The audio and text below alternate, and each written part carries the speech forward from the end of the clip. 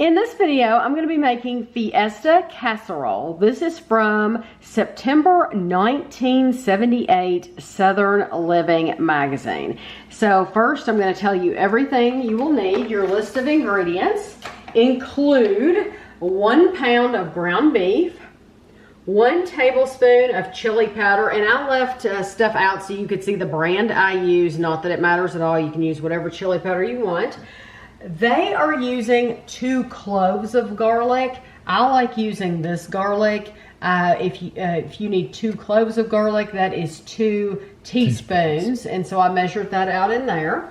Then you need 1 cup of sour cream, 2/3 cup of mayonnaise, and we like the Great Value mayonnaise, a 1/4 cup chopped onion, 2 cups of biscuit mix, and we use, Kevin's going to show you, we use Bisquick biscuit mix, and you need 1/2 cup of cold water. You need 2 to 3 medium tomatoes peeled and thinly sliced.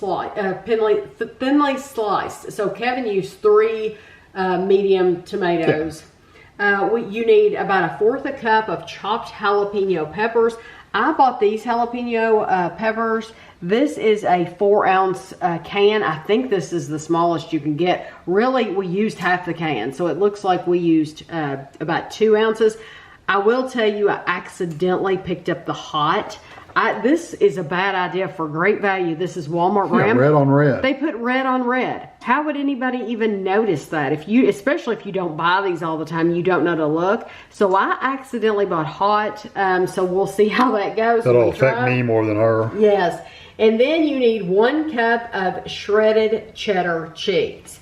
So the first thing we want to do is take a pan, whatever pan you usually brown your ground beef in, and you want to put your ground beef in here, and you also want to put your chili powder and your garlic. Now, if you're using garlic cloves, once your meat is browned, you're going to pull those garlic cloves back out and throw them away. Since I am using minced garlic, that it will just stay in here. So we're going to lightly brown this meat, and then I'm going to drain off the grease once it's ready. In the meantime, while that starts cooking, we are going to combine our sour cream and mayonnaise and onion together in this bowl.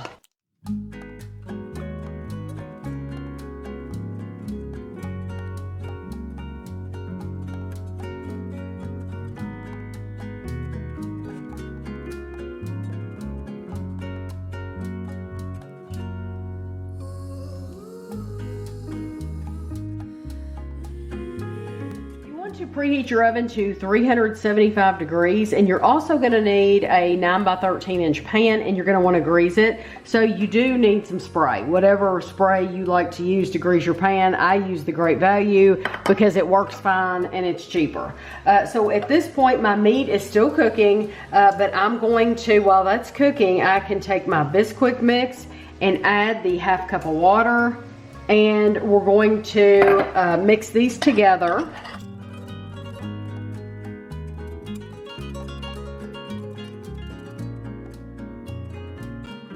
Add a little bit more water to this because it's really dry and it needs more.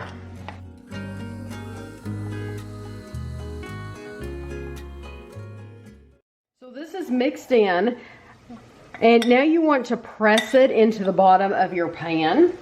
And I will say, you could probably just buy biscuit, like White biscuits or something.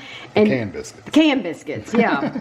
Not everybody might are they know not what White biscuits are. But they are. Those are the White biscuits, aren't they? Yeah, but some people might not call them White biscuits. Yeah, I may not know that. Okay. That may be a Southern thing. We call them White biscuits because you take the can and you whack it on the counter to open it. You used to have to. And so we call them whack biscuits. Nowadays, I think you almost have to take a knife and poke it in the little seam. You can't whack them anymore. Oh, okay. Well, you could probably get a can of those and use it. I'm going to have to get this really, really thin. I'm going to have to work at this. I have it clumped up in parts, but you could probably get a can of those biscuits and press that into the bottom. But you know, this is an older magazine, and so if you're making it homemade, I guess, I don't know if Bisquick's homemade, but that's closer to homemade than buying those biscuits. But if you wanted to make it go quicker, absolutely, I think you could do that. So that looks pretty good to me. Yep. So once our hamburger has cooked, we're gonna pour it. We're gonna drain the oil, because Kevin can show you. It gets all this juice in there. You do not want to keep all that juice. It's greasy. You definitely want to drain the juice. But once we've drained the juice, we're gonna be pouring it right over top of our biscuit mix. So I've drained the ground beef, just like I told you. We're gonna put this on top of the biscuit mix, and then I'm going to spread it out. Smells good.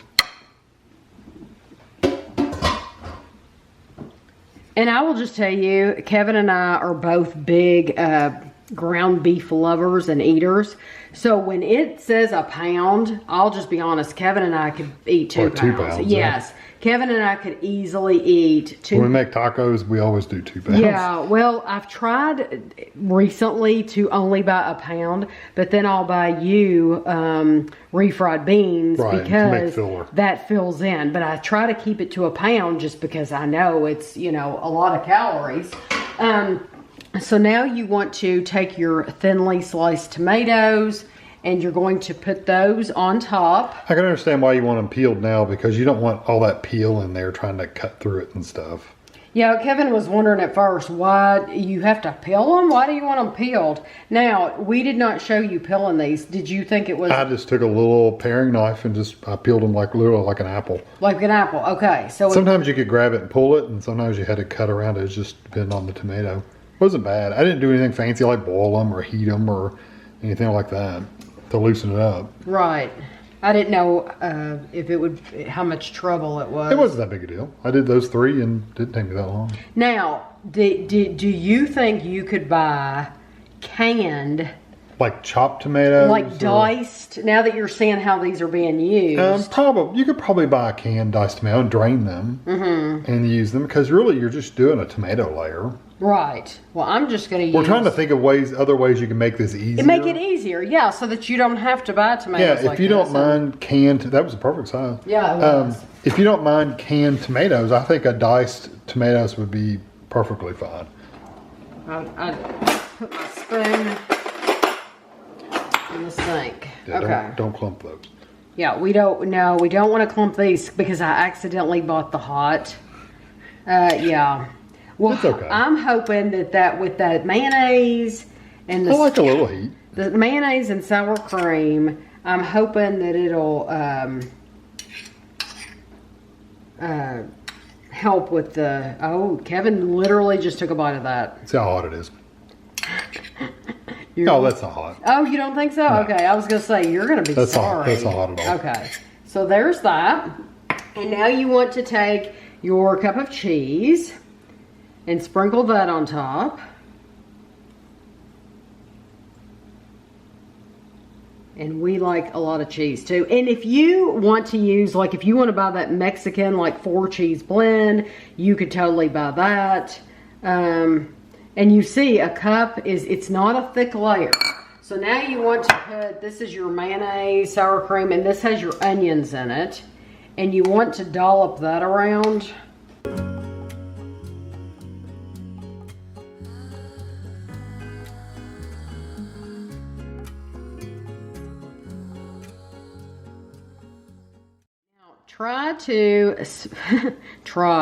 Make an effort to spread this, and if some of the cheese gets on top, it's okay. Yeah, because we're actually going to sprinkle them on top. Yeah, so this is an optional layer. You can, if you have extra cheese, you can sprinkle more on top. And so I'll show you the bag that we bought. And that way you'll know what size to get if you want. Okay, that looks really good to me. Okay, so this is the bag we bought. This is an 8-ounce bag. And I'm going to, we used 1 cup. I might end up using the rest of it on the top. I don't know, we'll see. Because we like cheese a lot, too. We like everything. What do you think? I think it's good. Okay. You think that's enough? Yeah. Okay. So now you want to put this in the oven at 375 for 25 to 30 minutes. I will probably set my timer for 28 minutes, but when it comes out, I'll let you know how long it was in. So this was in for the full 28 minutes, but the cheese, since I added so much cheese to the top, it still wasn't like crispy and brown. So I put it on broil for like 1.5 minutes just to brown it up a little bit, and I took it out. So I'm going to dig into this just like we do lasagna or hash brown casserole or anything else.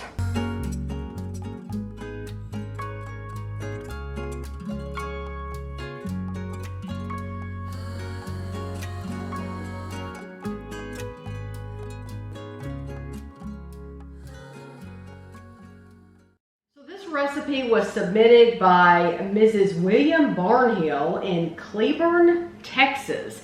And you have to remember, back in 1978, Southern Living, you know, now Southern Living has their own recipes they put out. And they do not have recipes in the back of the magazine that are submitted. Back at this time, all the recipes, you can turn to the backs of all the magazines, and that's where all the recipes are, because they were, I guess people probably mailed them in an envelope, you know, like you would a Dear Abby letter. Wasn't internet back then. Yeah. What email? No. Get search on Google. What year was that? 75? 78. 78. 1978. Is it hot enough?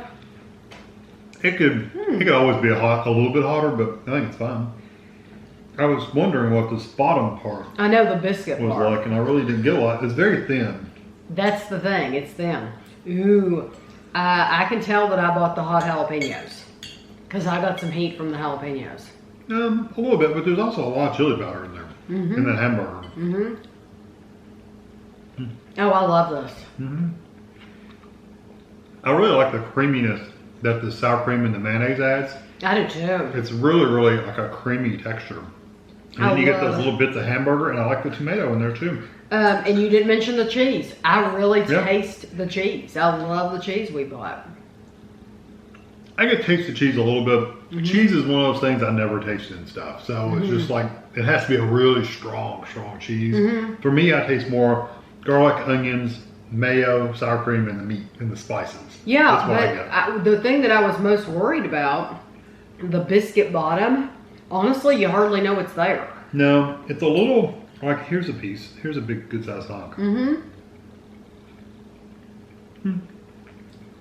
It's a little doughy if you eat it by itself, but if you're eating it with everything else, you wouldn't even know that. You can see how quick this goes. We will definitely be getting more. I think this is delicious. It was easy. I do think, of course, just like every other recipe, if you wanted to make changes, we've talked about some of the changes along the way while we were making it, but... I've thought now that it's baked, Uh-huh. I don't think the canned biscuits would work. Oh, okay, why? Because this stayed really, really thin. Those canned biscuits, I don't know, well, I mean, I guess you can really press them down really thin, but you have to be really careful not to leave them at their same thickness. You really need a thin layer on the bottom. Yes, yes. You don't want them thick. So you can do those canned biscuits, but you really have to mash them out, even roll them out even. What if you bought the canned biscuits and while your ground beef was cooking, you put them in the oven in the lasagna pan And baked them? and baked it without anything on them? So they could get a little, like a blind bake. Yeah, I don't know. They'd still be too thick because they puff up that thick. Oh, okay. I wonder if you could do the other pastry, what's it called? The croissant rolls? Crescent rolls? Yeah. I wonder if you could use something like that too. It's not a big deal to make Bisquick and water. It literally didn't take no time to make. I was just trying to think of something you can do easier, but I don't know that you would want to do that. I would think I would just stick with Bisquick and water. I would buy Bisquick and do the water because it's not expensive. You saw it wasn't any big deal at all. But I love the flavor of just the ground beef. But if you wanted to do turkey sausage, just regular, sausage and hamburger mixed together. You could do a mix. You could buy a pound of ground beef. You could buy a pound of sausage, and you could absolutely mix them together. This honestly is a pound. It's enough meat. You can taste it. It has the flavorings. Yeah, you really don't need more. No, you really don't. But if you do want more, 2 pounds would not hurt this at all. No, you would just add more meatiness to it. It might make it a little greasy, but no, I don't think it'd be No, because you're going to drain it. Yeah. The jalapeno though, at first I thought, oh, this is a little spicy. Every bite after that, it has not been spicy at all. No. So it wasn't a bad thing that I ended up buying the hot. Also, I used the minced garlic just because it's easier. I don't think it hurt it at all. I like using minced garlic. No, I think it added some flavor to the hamburger, and it's not overpowering it, but you do get a little bit of the garlic seasoning. So I like it. It's an A+ for me. Yeah, anything with like taco type flavors, chili, I like sour cream, stuff like that. I love sour cream anyway. It's going to be a hit for us anyway. So this was a really, really easy recipe, and I love it. And peel your tomatoes too, because it makes a difference. Yeah, I think it would make it. Yeah, it wouldn't be the same experience if you had to deal with all those peels. Right. Yeah. So I hope you enjoyed the video, and thanks for watching.